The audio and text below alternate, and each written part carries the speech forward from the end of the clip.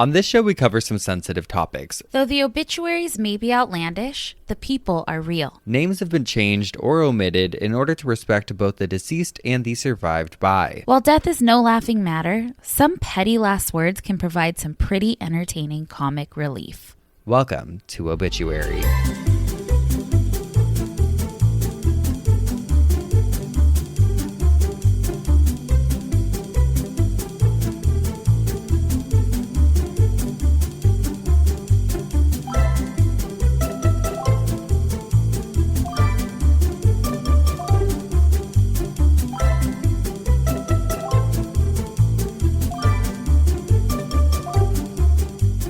Welcome back to Obituary. I'm Spencer Henry. And I'm Madison Reyes, coming to you live from the new COVID headquarters. The COVID compound. We are Zooming in this week. We sure are. I thought I avoided COVID, and I have so far, but my husband is positive for COVID. I have like a little casita at my house that's supposed to be like my office. I go in there, set up, it's quiet, no dogs, nothing. I don't have internet out there.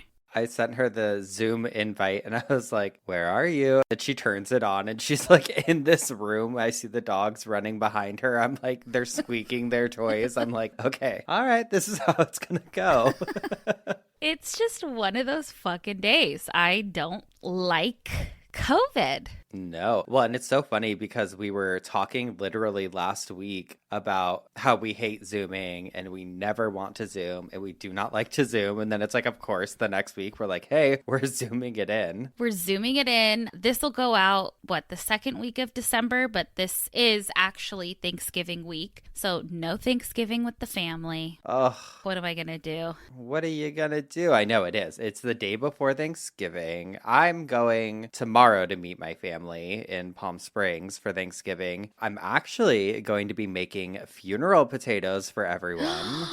If there's any left, will you drop them off here? I will try and make a little special batch for my girlies.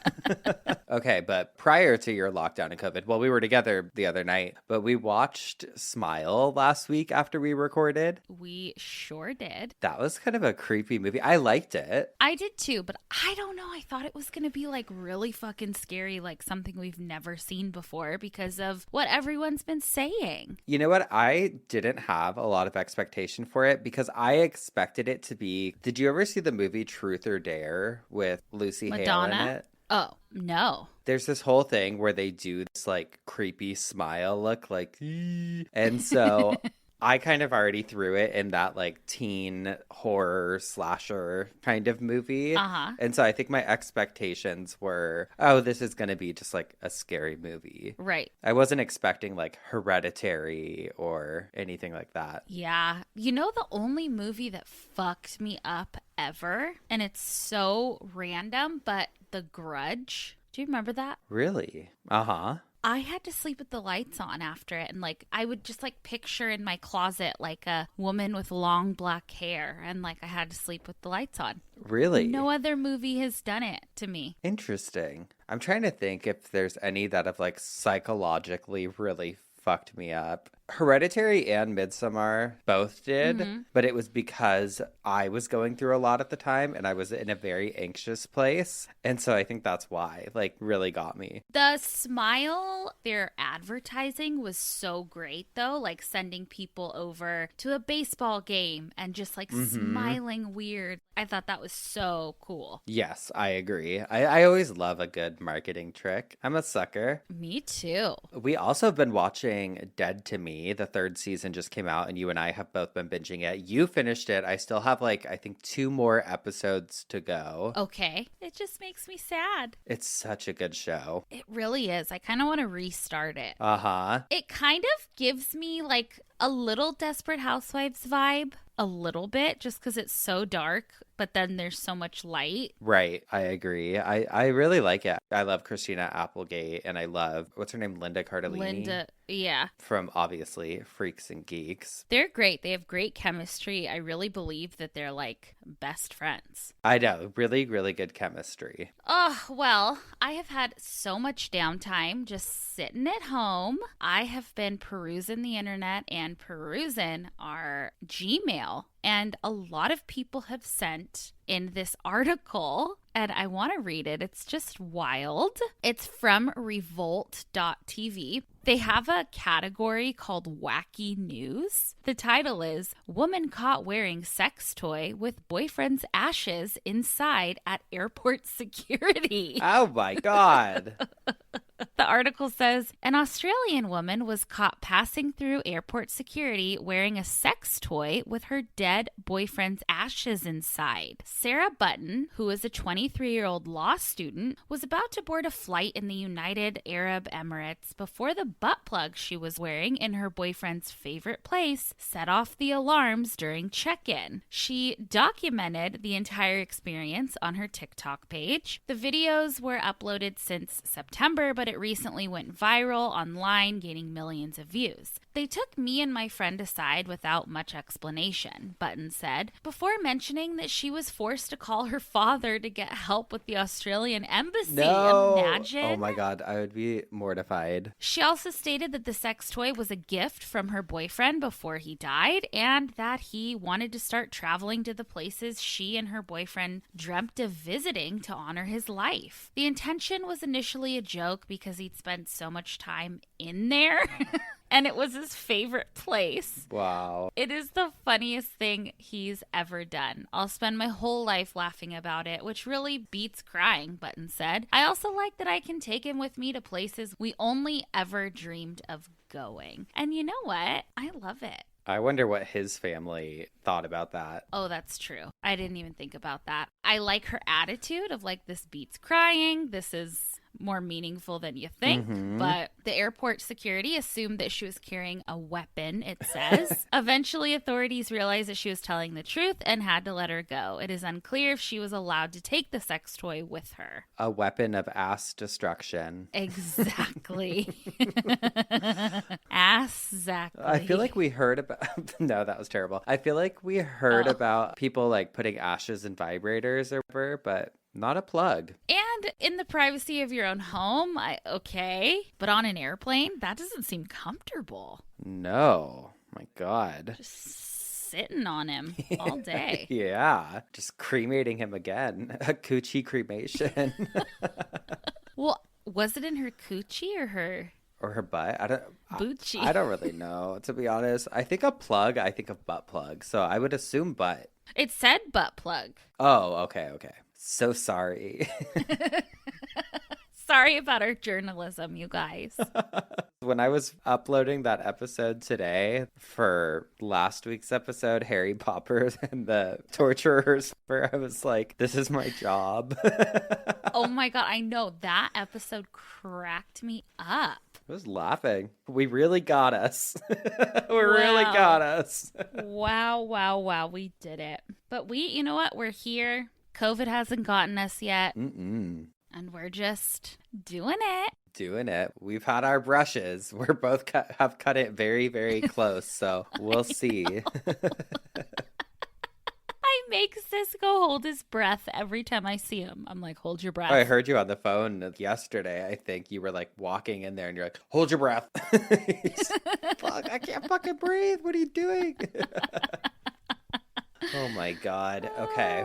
Well, just hate Zooming. I really do. I'm like, God, I wish we were just in the fucking same room right now. I know. Well, speaking of butt plugs, speaking of assholes, I think it's time we get into some. Ooh, okay. This first one says, am I the asshole for refusing to go to my wife's deceased husband's family's house for Thanksgiving? Wife's deceased husband's family. Yes. Okay, I got it. This guy says, I'm a 36-year-old male. My wife, 33-year-old female, lost her first husband several years ago from a brain aneurysm. Oh, God, awful, terrible.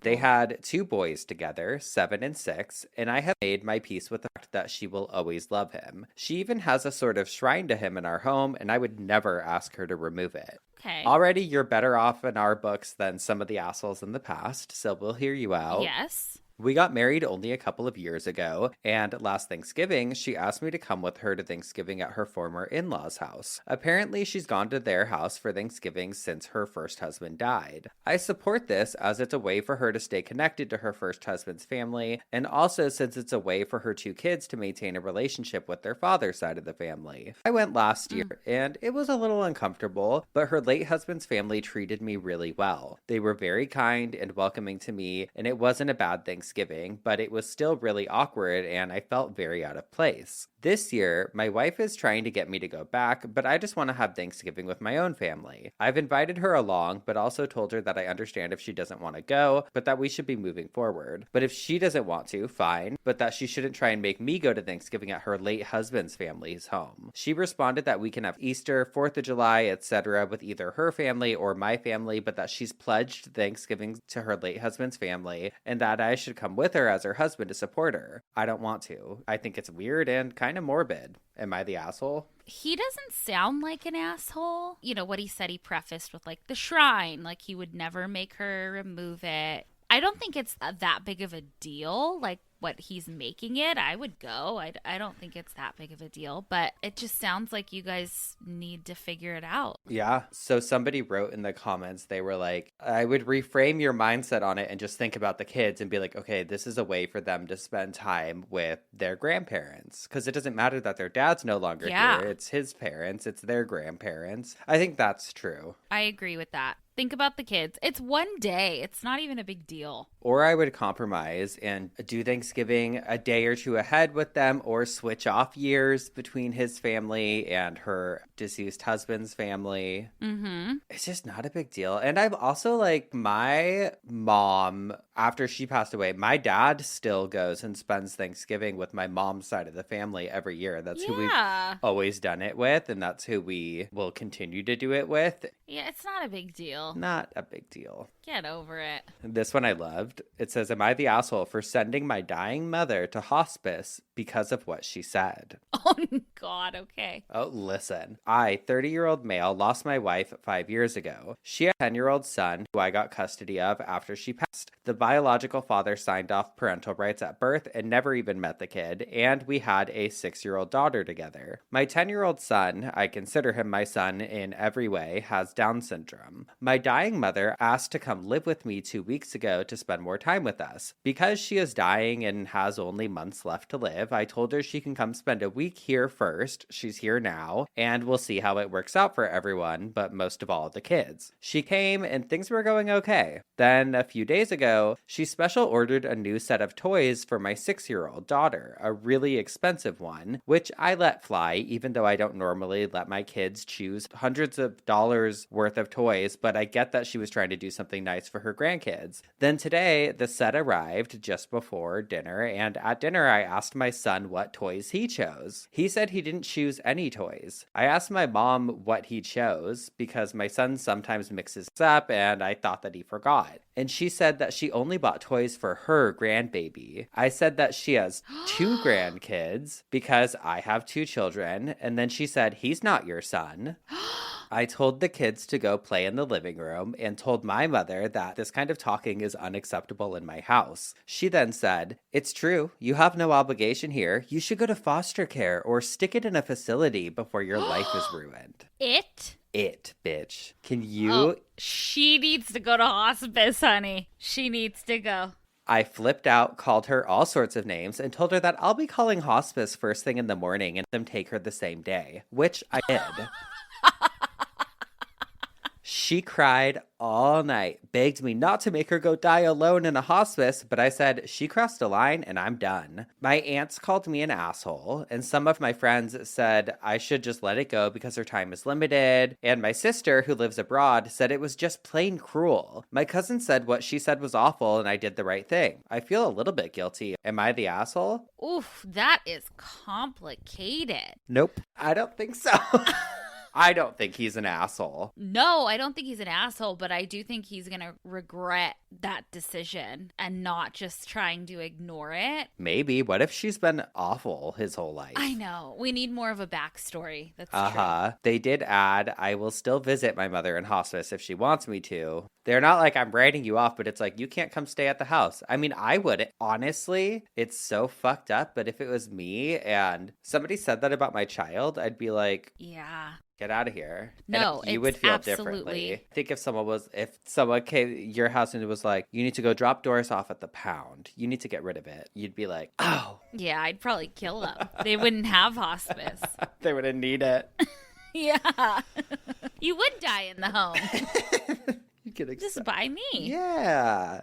I don't know. Wow. I mean, if someone's not in their right state of mind, that's one thing, but we have no idea what is causing this woman to die, and we don't know the full backstory. But at the end of the day, your house is your sanctuary, and I'm a big believer in you don't have to put up with anything in your house that you don't want to. Mm-hmm. No, that's true. But it was this person's mom. Yes, and this person, honestly, sounds like a great guy. Like, took in this 10-year-old, no questions asked, is like, this is my child. I mean, it's horrible. Yeah. Oh, I don't know. I just think they will regret. I don't know. Complicated. Maybe. I have some friends who have such terrible relationships with their parents, or their parents have been so awful that I don't think they would have any sort of regret about that, making that decision. But yeah. I mean, it is a really complicated thing, because when somebody dies and you're not on good terms with them and it's something that was fixable, you deal with a lot of really complicated grief afterwards. Like, I feel lucky that I didn't experience that with any of the deaths that I've had, but I do know people who have lost a parent and they had a relationship that it was more like they just didn't get along versus like a super toxic environment. And when their parent passed away, suddenly it left them with all these feelings of like, fuck, I really made a bigger deal about some things than I needed to. And I mean, it's just a lot to process. Who knows?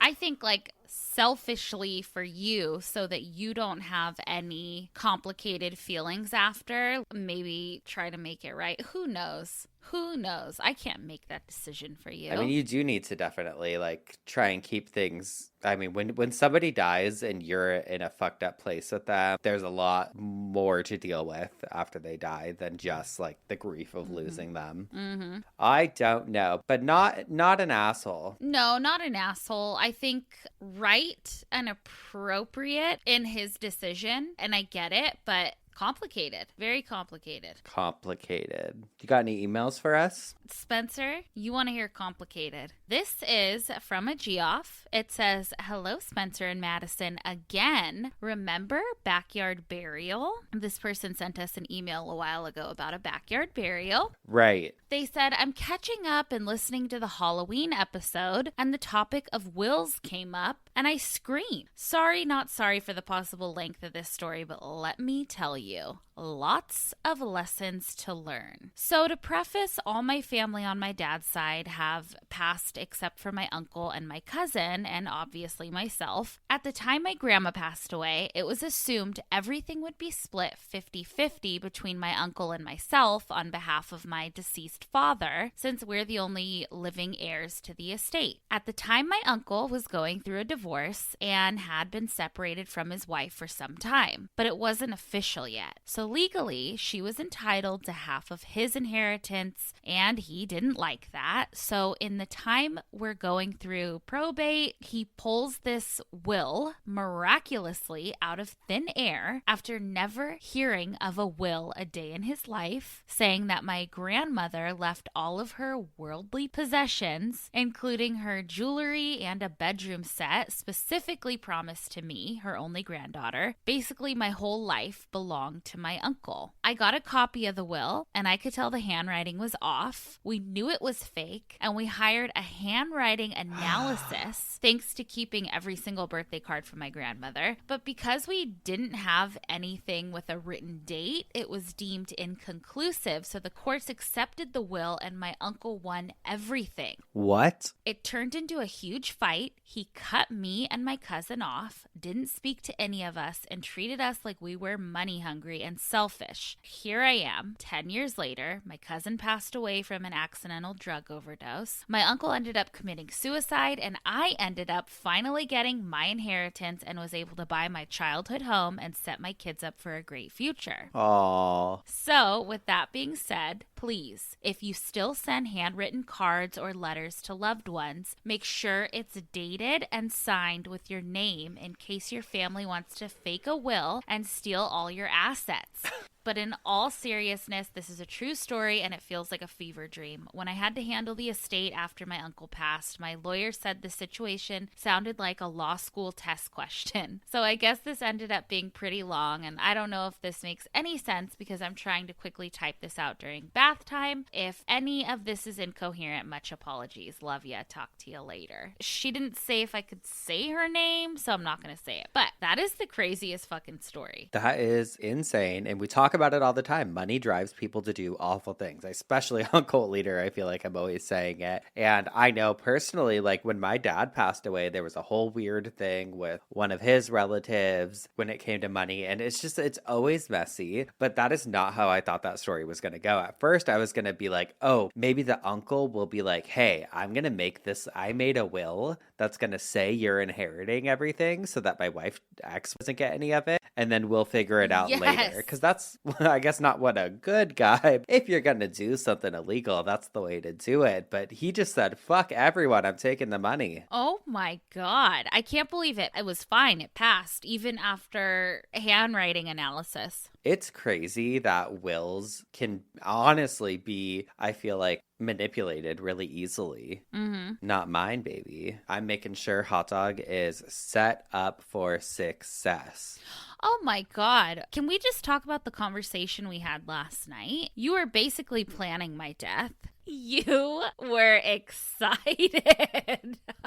No, it came up in conversation what would happen to your dogs. And I was like telling you to ease your anxiety. If something happens to you, I will take Desi and Doris. I listed off everyone in our lives and I was like, it makes most sense that they would go to my house. And we agreed on that, like logistically. And our lives are already so fucked up and intertwined, and Hot Dog is with them all the time. I mean, it just makes sense. You're like, yeah, they'll all sleep with me. Mm-hmm. They'll get their food. They already know my backyard. They can have their own room. Perfect. Fine. Hot Dog. Poor Hot Dog. She is definitely an only child. Uh-huh.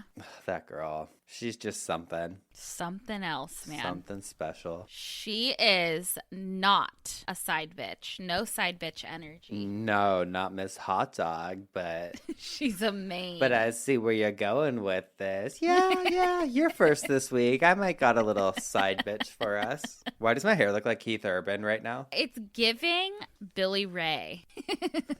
This is an interesting one, my side bitch this week. This is for Neil Webster. He ended up passing away, I guess, in December of 2020. And it says, I am writing my own obituary notice for the paper while I'm still alive and well. Obviously, I have no idea when I'll die, but when I do, I would still appreciate the following. Oh, wow. There is to be no funeral service or memorial, celebration of life, get together. In place of the above, I would like each of you who know me to take the time to tell 2 people whom you know that you love them and tell them the reasons why. This will mean much more to me, and it has been a fascinating journey through life. Neil. Wow. Short but strong. Yeah, he's like, don't waste your fucking time on a celebration of life. I don't need a fucking slideshow and pictures. Mm-hmm. Just tell someone how much they mean to you. It doesn't cost a thing, but this show does. So we're going to take a quick break, and then when we come back, we'll hear what had you spinning in your coffin. And we're back. What had you spinning in your coffin this week? Last week, Spencer, we talked about torture, obviously, and honestly, all of the devices we talked about made me feel weak.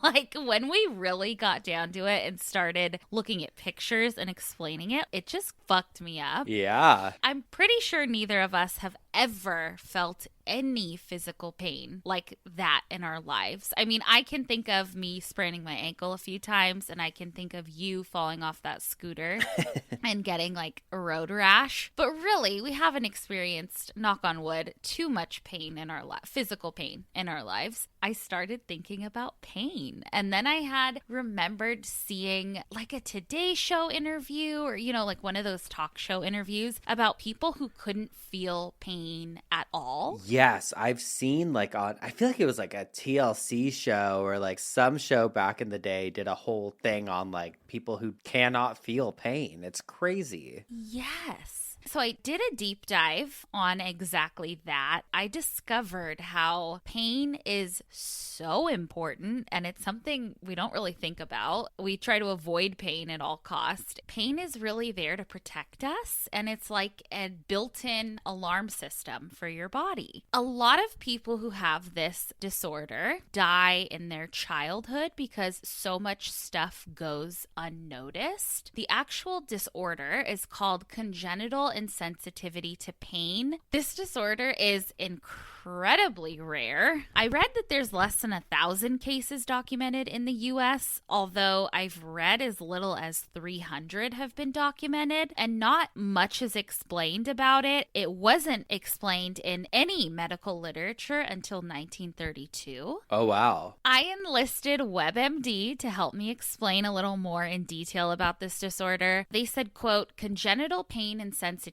is a kind of peripheral neuropathy, specifically a type of hereditary sensory and autonomic neuropathy. Nociception is the nervous system's ability to feel painful sensation. It uses nociceptors, which are specialized nerve cells that detect tissue damage. People with congenital insensitivity to pain have nociceptors that don't work correctly. They're either undeveloped or don't respond to pain signals the way most people's do. Without nociceptors that work, the nervous system can't send messages about painful sensations to the brain. So people with CIP can't feel physical pain. And then they explained that CIP is typically recessive.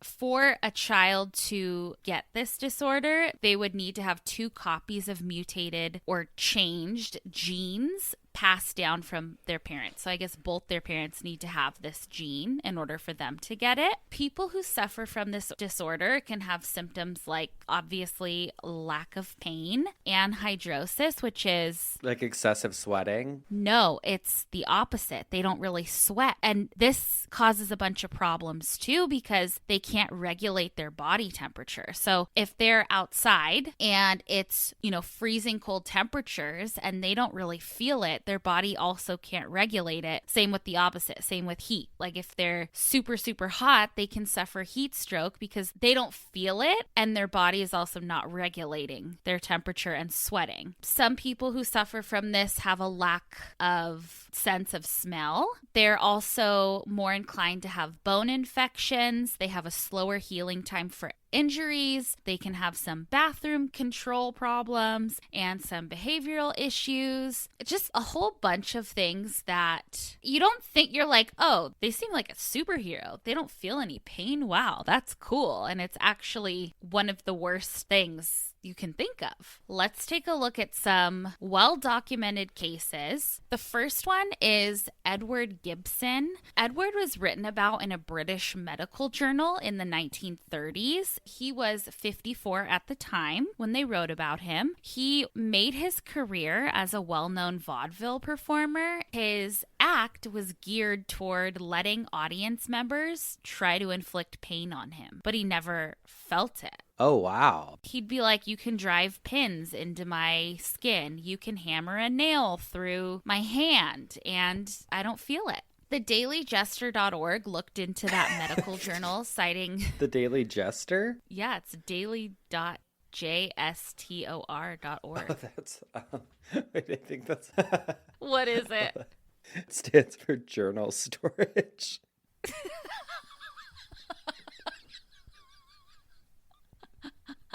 I thought it was like historical, like, oh, the Daily Jester.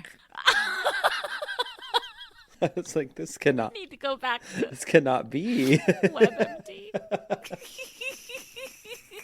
TheDailyJStore.org looked into that medical journal, citing, quote, despite a list of injuries, including a blow in the face with a pickaxe, a bullet through a finger, a broken nose, severe laceration of the knee, and a burned hand, all without apparent pain. So he came in like, I feel fine. And he had a fucking bullet through his finger, a pickaxe to the face, like all these things. Okay, terrible. well, you're choosing that journey, my brother in Christ. You're choosing I to know, be hurt. I know. Another person who was documented from that same article says, quote, in 1949, a shy carrot-haired girl showed up to the Poole General Hospital. Immediately apparent were extensive scarring, keloid formation, ulceration of her knees and thighs, swollen ankles, and bad teeth. She was otherwise healthy, but they found her bones showed extraordinary signs of wear and tear, probably from injuries she hadn't felt and exacerbated by continuing to play. Clinicians noted that she responded to a blood draw with amused interest. Further inquiries elicited that she had never, at any time, complained of or appeared to feel pain. She had often fallen flat on her face on concrete and got up laughing. While playing with other children, handfuls of hair had been pulled out without her, showing any concern. She had never complained of a toothache, a headache, or abdominal pain. And it says she returned to the hospital in 1950, stating she found she could not jump over a tennis net as well as usual, and they found that she had fractured her hip, and it was like an old fracture. Oh wow, that's crazy to me. And I would also be terrified if my child like smashed their face on the ground and then they were like, ha ha ha ha ha. It reminds me of the Terrifier. Yeah. Not to be disrespectful, but like just that. Like, whoa. Uh-huh. You don't feel any pain. Those are some older texts, some newer ones, some newer cases from like the 2000s. We have Ashlyn Blocker. When I was researching her, I realized, oh, this was the girl I kept seeing articles about and interviews about and remember her on the Today Show and things like that. She is, I believe, now in her early 20s and she's living a full life, but her story is so interesting. When asked, she didn't know that she couldn't feel pain until her parents told her. She, like most people with CIPA, can feel the difference between dull and sharp and hot and cold, and she can feel hugs and kisses and things like that, but she can't feel extremes. So she can't feel extreme hot, extreme cold, extreme sharp, which makes it really scary. And the first signs she exhibited that made her parents question her pain tolerance was when she was 6 months old. She had never cried, even when she had a severe eye infection, which turned out to be a massive corneal abrasion due to her scratching her eye at some point. Her parents also recall her developing such a severe diaper rash that was so raw and painful looking that it hurt her mom to have to put diaper rash cream on it. But again, Ashlyn didn't feel any of it. Growing up, she almost chewed off part of her tongue when she was teething. She ripped out stitches from her leg because she was running. Her parents would wrap her hands so that she wouldn't chew her fingers raw. The list just goes on, and this is something that parents that have children with this disorder have to deal with. The New York Times did an article on Ashlyn and her parents back in 2012 and gave an example of things you just wouldn't think of. It says, quote, "The girl who feels no pain was in the kitchen stirring ramen noodles when the spoon slipped from her hand and dropped into the pot of boiling water. It was a school night, the TV was on in the living room, and her mother was folding clothes on the couch. Without thinking, Ashlyn Blocker reached her right hand in to retrieve the spoon, then took her hand out of the water and stood looking at it under the oven light. She walked a few steps to the sink and ran cold water over all of her faded white scars, then called to her mother. I just put my fingers in. Her mother, Tara Blocker, dropped the clothes and rushed to her daughter's side. Oh my lord, she said, after 13 years, the same old fear. And then she got some ice and gently pressed it against her daughter's hand, relieved that the burn wasn't worse. I showed her how to get another utensil and fish the spoon out," Tara said with a weary laugh when she recounted the story to me 2 months later. "Another thing," she said, "she's starting to use flat irons for her hair, and those things get super hot. And when I read that, I was like, God, these are fucking things you don't think of that pain stops us from doing every day. So the blockers definitely felt helpless when they first received this diagnosis for their daughter, but because it's so rare, they started contacting newspapers about her story to see if others were out there because they didn't know anybody who suffered from this. Soon, so many news outlets picked up her story, which put them in touch with doctors and scientists and other families who were affected by this. They even started a camp called Camp Painless but Hopeful, which helps bring together families who live with this disorder. And I looked at their Facebook page and it looks like their last camp was held in 2019. But something to note, Ashlyn cries like anyone else and she feels empathy and actually has every range of emotion and seems to be living a pretty normal life. She just can't feel pain. Wow. The next person we have is Gabby Gringus, and she's another one who I remember seeing on Oprah and The Today Show and Good Morning America and just doing interviews like that. She's from Minnesota. Her parents talk about when they discovered it when she was a kid and how teething and her breaking teeth was super, super hard, and she would bite her fingers so hard that she would bite down to the bone if she could because she couldn't feel anything. Ugh. She had a lot of broken teeth too because she couldn't feel them breaking and, you know, just normal kid stuff. But once one breaks, you kind of stop doing that. So her parents had to make the difficult decision to have all of her teeth removed to allow for her tongue and her mouth to heal because she was hurting herself. She was biting, she was hurting her mouth, everything. She also would scratch her eyes a lot, just, you know, unknowingly. You don't realize, like, pain really does stop us from fucking everything. And so she would scratch her eyes a lot. And when she was a kid, I believe she was 1, she had to have both of her eyes sewed shut because the doctors were like, they need to heal. But she ripped them open and didn't feel any pain. Her left eye was so damaged that it had to be removed, and her parents made her wear swim goggles for the majority of the time to save the other eye. And she has had incidences of standing in front of a humidifier for too long and suffering severe burns. She broke her jaw at one point and didn't know for a month. As of 2018, she's, I believe, legally blind, but we know legally blindness is a spectrum. She's hopeful for surgery that can help improve her vision. A GoFundMe raised enough money for possible dental implants in the future, and an insurance company offered $100,000 towards her dental surgery. Her parents are extremely grateful for social media because it has been a lifeline in connecting similar families together, and although she still can't feel pain, she is happy and a college student and looks beautiful. And her parents started an organization called The Gift of Pain.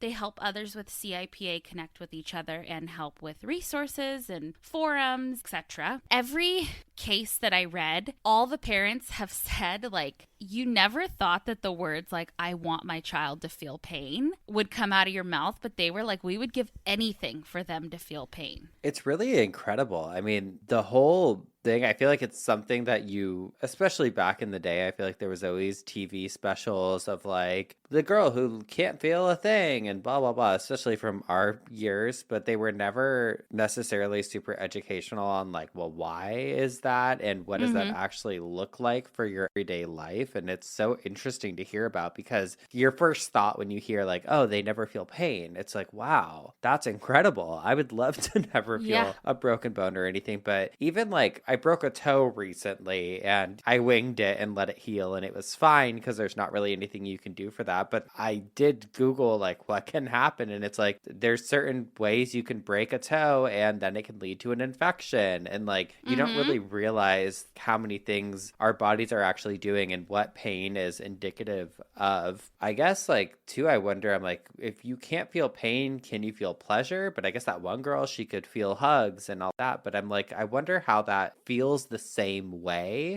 as, you know, it does for us. I know. So I actually have one more case This one was so interesting to me, Spencer. So it's a woman named Jo Cameron. She's from Scotland. She's 71 years old, and it's one of the most recent cases I've seen written about. She went through childbirth, long ago and did it completely pain-free. And that was one of the things I thought about. Like, can they have surgeries without anesthesia? And she had no epidural, no pain medication, nothing. And she was told by everyone how hard birthing a child was, but she felt no pain at all. And she was like, I definitely felt my body changing and stretching, but pain, no pain. She didn't know that she had an intolerance or tolerance to pain until she was 65. She had her hand operated on and didn't feel any pain at all and didn't have any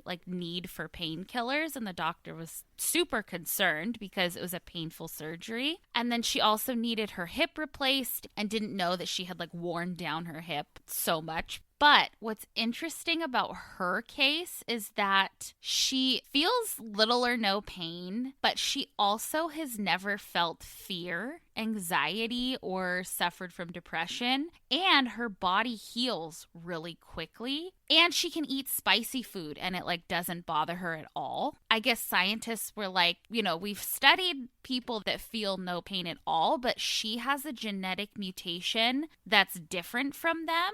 So she feels no pain, no sadness, it seems like, no anxiety, no fear at all. Jeez, what's that like? I kind of like that.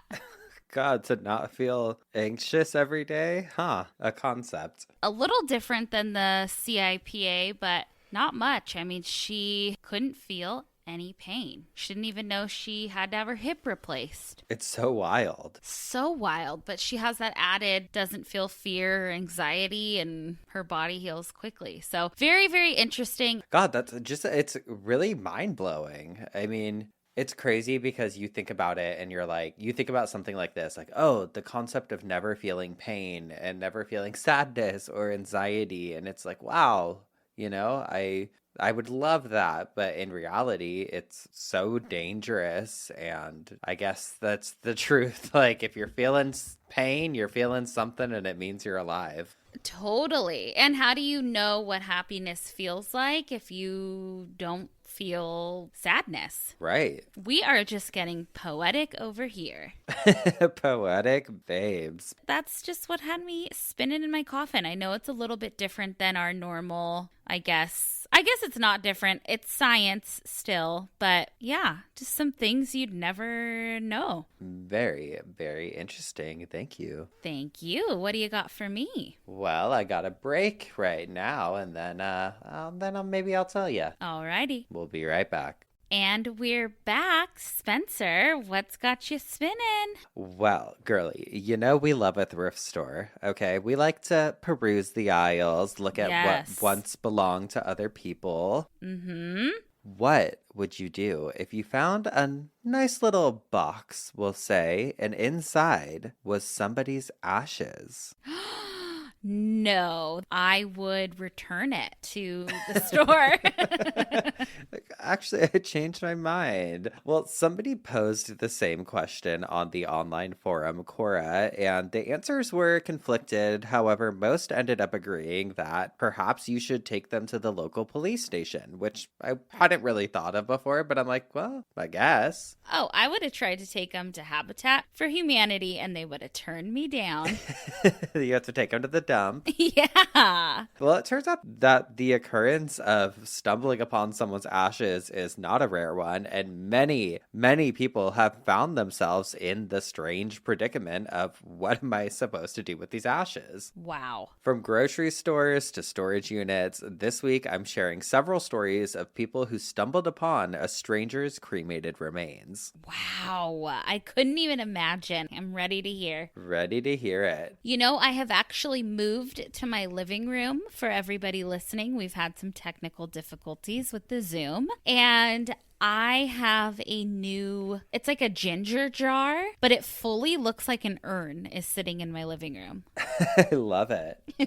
A lot of this was prompted by this article that I found online from Inside Edition that said urn with loved ones' cremated remains found inside of Texas Walmart, which like is just such a sentence. What?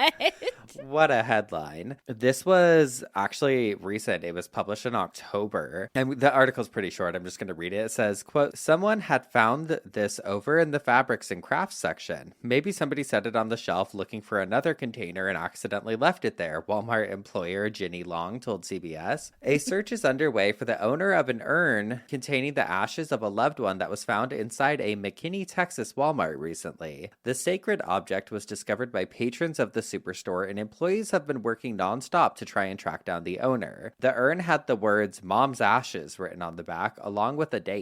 Employees think someone might have brought the urn in and put it down while looking for a different container in the ceramics section of the store and somehow forgot about it. No. How do you forget somebody's ashes? Walmart's website shows that the store, in fact, sells various urns, which makes the employees' speculation all the more plausible. Shockingly, despite word getting out around town and now on national news, no one has come forward to claim it. Nobody has come asking about it or saying that they're missing one or anything. Nothing's been said about it, Long told CBS News. I know if it was my mother, I'd like to have it, not to lose it somewhere. Perhaps it was the late person's final wish to be inside of a Walmart for all of eternity.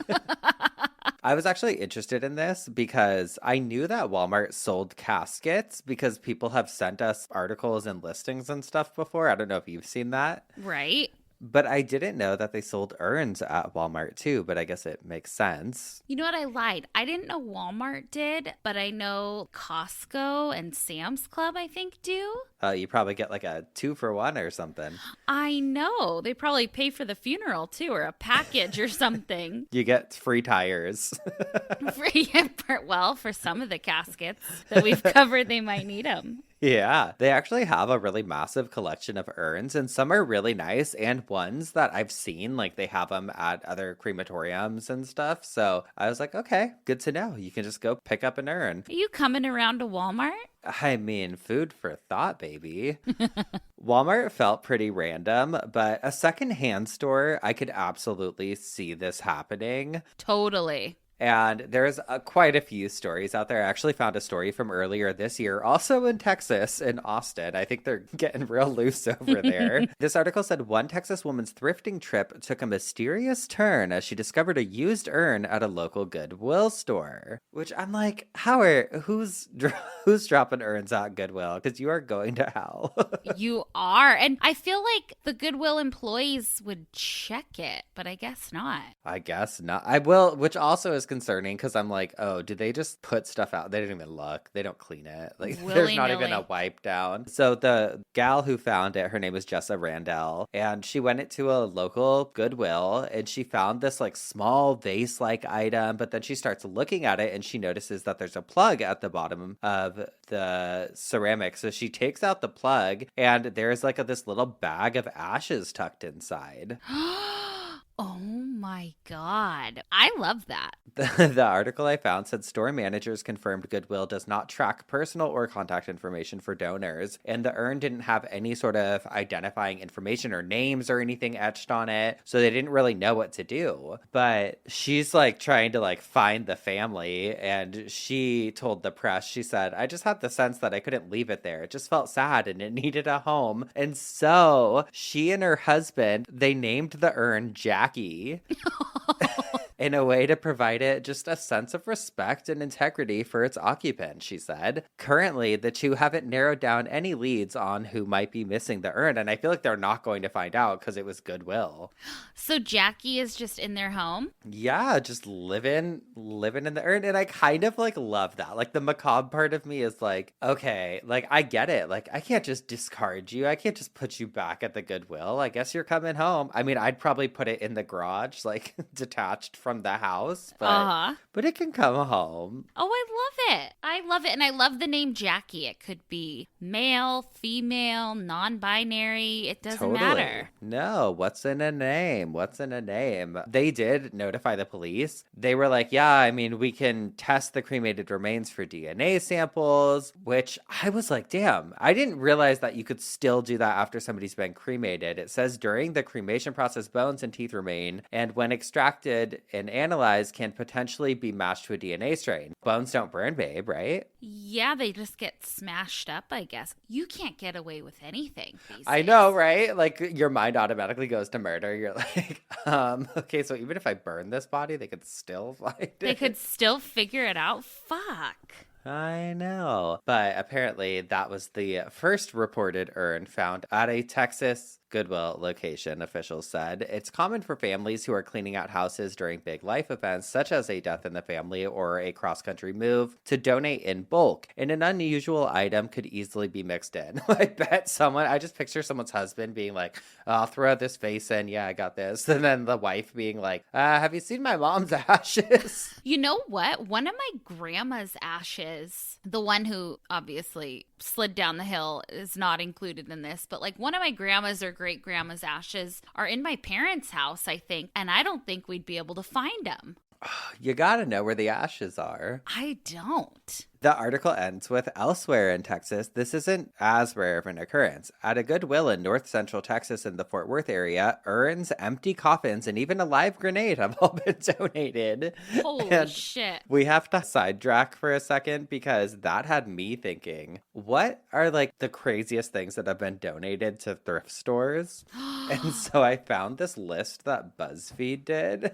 And I Googled it. Oh my God. And it says thrift store workers share the weirdest items they've found in donation bins. One person wrote, I was a receiving and loading lead at a thrift store for a few years. We had this guy that cleaned out storage units for a living, and then he'd dump whatever he couldn't flip with us for a tax slip. He pulls up and we're going through it. Pretty nice stuff. It looked like it was an estate sale. We get it all unloaded and then we start snooping through to see what needs to be brought to wear, and we find this green glass vase filled with sand. I started pouring the sand out into the trash so we could figure out if the vase was worth using. Oh no. And then that's not sand. Somehow we ended up with an unmarked full urn. Oh no, into the trash. Into the trash. Someone else said, I found a grinder with weed still in it, and somehow a suitcase full of dildos made it onto the floor and was brought to our attention by an elderly lady who was wanting to purchase the suitcase but didn't want the, quote, extra stuff inside. I love that.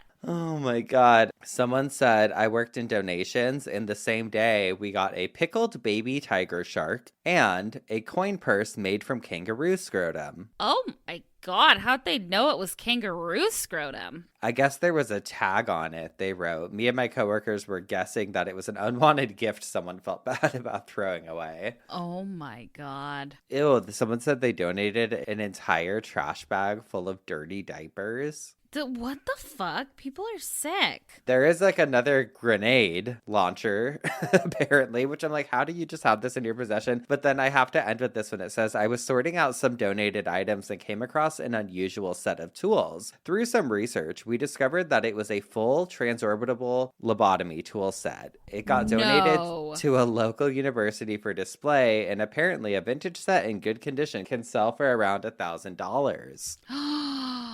Wow. I know. There was like, I'll link that list. Obviously, there was a few more wild ones, but like also what really fucked me up was someone was like, oh my God, we used to get so many diaries that people would drop off. And I'm like, how mortified would you be if you knew that your like deepest thoughts? Oh my God. I don't, like, here's how I am as a person. Like, I'll journal. I do it periodically, probably like once every 3 years. I'm like, oh yeah, I'm going to get into journaling. It'll be good for me or whatever. And then I just like start it and forget. But I won't even write my actual thoughts always in them because I'm so scared of them like existing on paper for somebody to find. Yes. I was always taught like, don't write anything, especially on the internet, that you don't want to come back to you. And like a physical journal? No way. No way. And there are some people like online that have said things like, well, I don't know what to do with ashes. Like someone was like, I don't want my mom's ashes anymore. What should I do? And I'm like, why are you going to the internet for this? Like, go spread them in a fucking garden somewhere if you really don't know what to do. Yeah. And why don't you want your mom's ashes? Someone was like, I loved my mom, but I just don't know what to do with them anymore. It's like, what? It's not a fucking stool. They're not bothering you. Like, just, they're not like eating all your food and shit and like making noise. I'd say, what was that like one? It was like a picture people sent in, and it was like, put your loved one's ashes into a sand clock, like the timers. They're like, that way they can still participate in family game night. Do that. Totally. So, I mean, yeah, sometimes it seems like ashes have been purposefully discarded, but other times it seems like they can be lost during the transportation process. This is from UPI.com in Pennsylvania, and it says police in Pottstown, Pennsylvania said that a suspicious package found in a mail collection box was a container of cremated human remains. The package, roughly the size of a thick book and wrapped in a green trash bag, was found without an address by a postal worker who phoned the police to come inspect the mysterious object. The ashes were revealed after a bomb-sniffing dog verified that the contents of the package were not dangerous. Police said the remains were inside a mahogany brown hard plastic box and included a golden metal plate that had been engraved with 1953 to 2000 in a name. This is the first time for me, said Police Captain Richard Drumheller, a 17-year veteran of law enforcement. I've handled suspicious package reports before, plenty of them, but this is the first time it was anybody's cremated remains. Wow. Drumheller said detectives are working to identify the remains using the printed name, which was not released. But that also led me down another path because they found this, I believe, in one of these, like the blue mailboxes. They found them in one of those. And so I was like, what are the regulations on sending human remains via mail?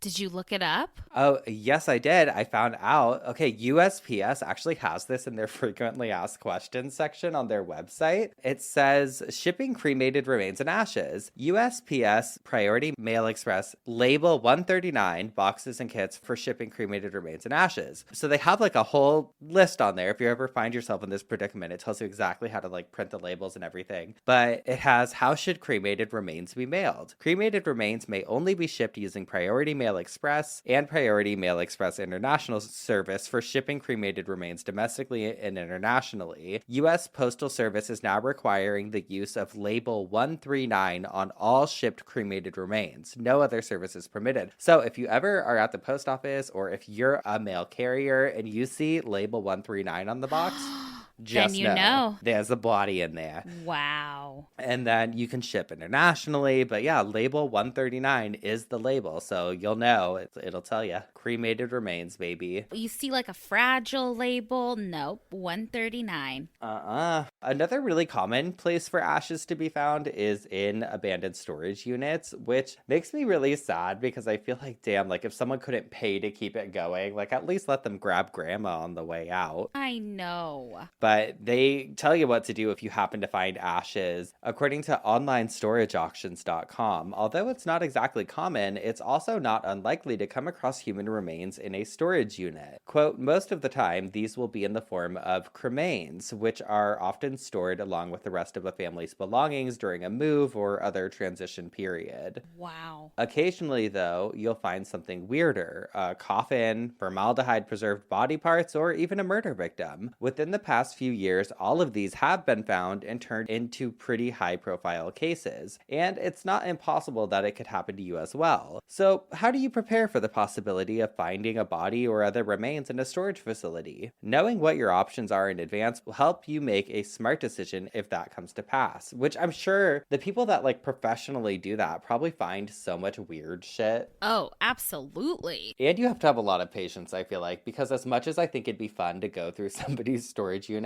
I also feel like half the time it would just be like junk, phone books and a pizza box and like weird shit. Right. Just be aware that the contents of your unit may be seized temporarily or permanently if a criminal investigation is warranted.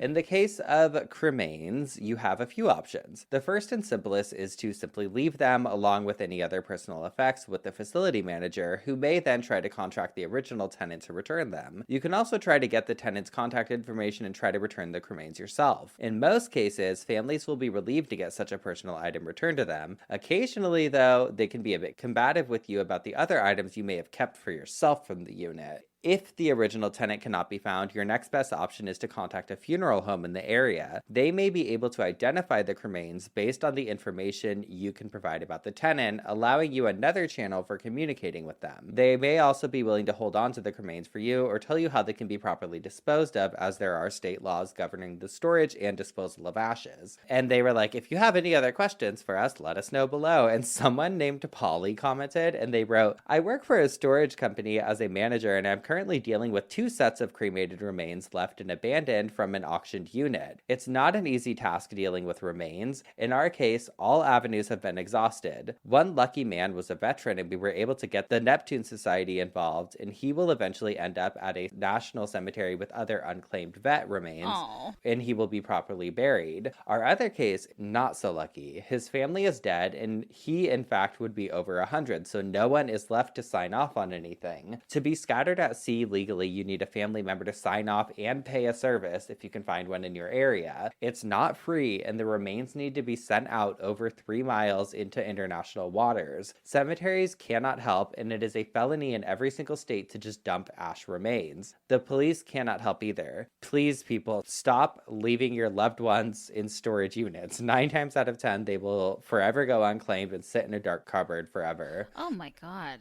This also just sparked a memory, and I gotta try and reach out to this guy. I used to know a guy from my last job, and he and his partner had a boat. In LA, they would take people to spread their loved ones' ashes in the waters. I completely forgot that. That was years ago that we worked together, but oh my God. God, I gotta reach out. He should come on the show. Okay, so I guess I'll leave you, G, off with the question. Have you ever stumbled upon someone's ashes? And if so, what did you do with them? Let us know. Let us know. Please don't send them to us. Do not send them to our P.O. box. We only accept full, intact bodies at the moment. Yes. But we would love to hear it. So that's what had me spinning in the coffin this week is, what the hell do you do when you just stumble upon somebody's ashes? Oh my God. Things you'd never fucking think of. But probably happens more times than we know. Totally. Wow. And I can't believe you can just mail them. You can mail ashes. Love it. 139. Label 139, baby. That's what we should call the episode. I love it. Oh, well, thank you.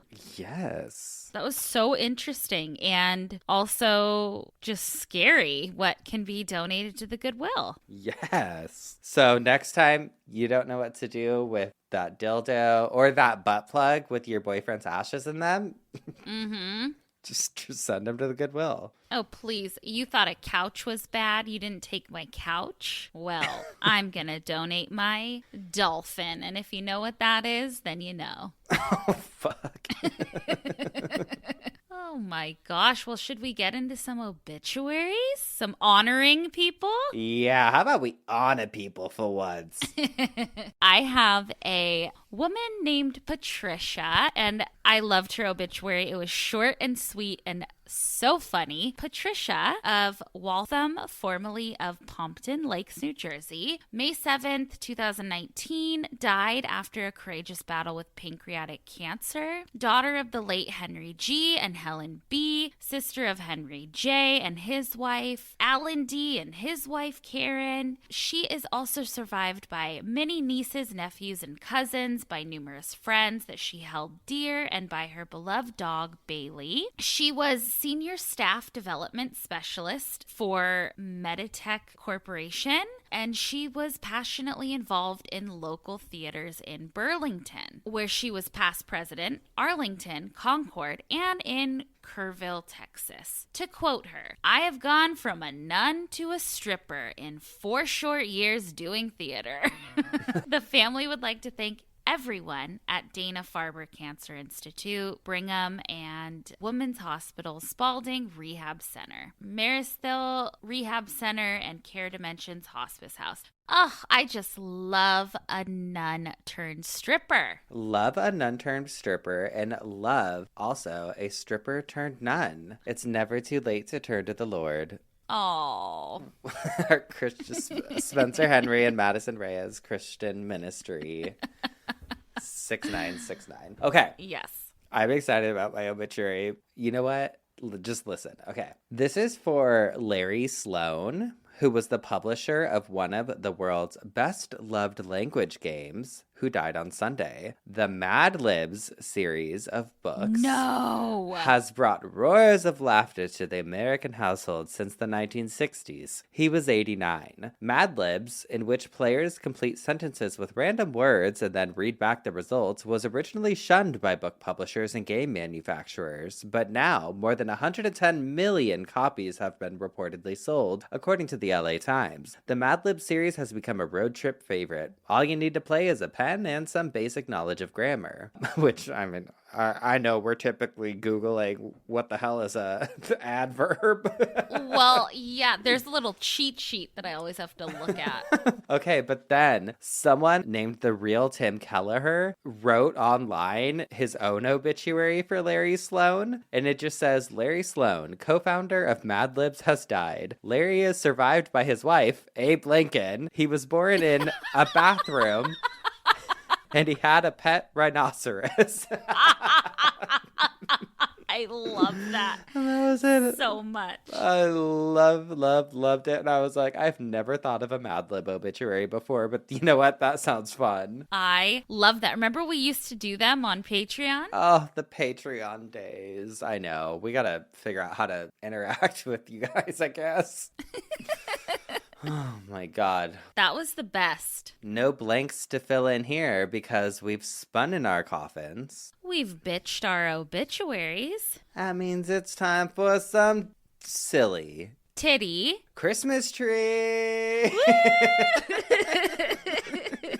What you got? Oh my God. Well, speaking of Christmas tree, I thought I'd bring some holiday spirit to the Dumb Criminal segment. Okay, we love a Santa behaving badly, right? Ooh, we love it. So in 2015 in Brazil, a man dressed as Santa Claus, and he rented a helicopter from like an air taxi service they had where there would be a pilot. He wouldn't fly it, but he would be able to fly where he, needed to be, his destination. Well, he was on the helicopter with the pilot, and the pilot asked Kris Kringle why he wanted to take a helicopter ride dressed as Santa. And Santa said, well, today is Black Friday, and it was the Brazilian Black Friday, and I'm taking part in a surprise. Well, surprise, Santa showed the pilot a weapon and held him hostage, making him fly to a farm outside of the city. When the pilot landed on the farm, a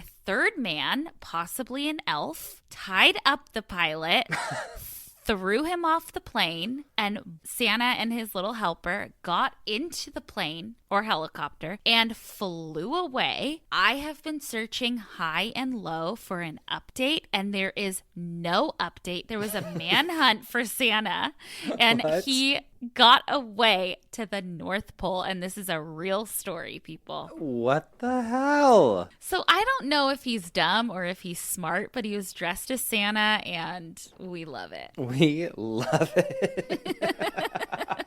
Oh, God, the holidays will really bring out the goofs. I know, God. Okay, I have a short one, but in May of 2012, there was this guy who was super upset with the medical staff at the University of Nebraska, and he decided that he wanted to get revenge. Uh-oh. So he went and hid in the Love Library, which I guess is the library on campus, after they closed, and decided to have a little book burning party. Oh, God. He lit 3 books on fire. His intention was to try and burn down the building because that's how mad he was. Mm-hmm. Unfortunately for him, he stayed after closing, so all of the doors had been locked and he was unable to escape. And he had started this fire, so he ended up having to call 911 because he couldn't figure out a way to get out of the library. And when they got there, officers found a fucking lighter in his pocket and placed him under arrest. Oh my God, what a dumbass. Dumb ass. Don't burn books, first of all. Mm-hmm. And you really thought you could burn down a whole ass building? 3 library books? I don't know.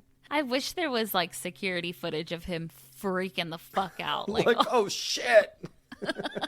Well, needless to say, we cannot do P.O. Box this week. We did get some. We did get some, but we can't open them. So. Well, I can open them. No. You're just going to have to wait. That's your punishment for being married to a COVID haver.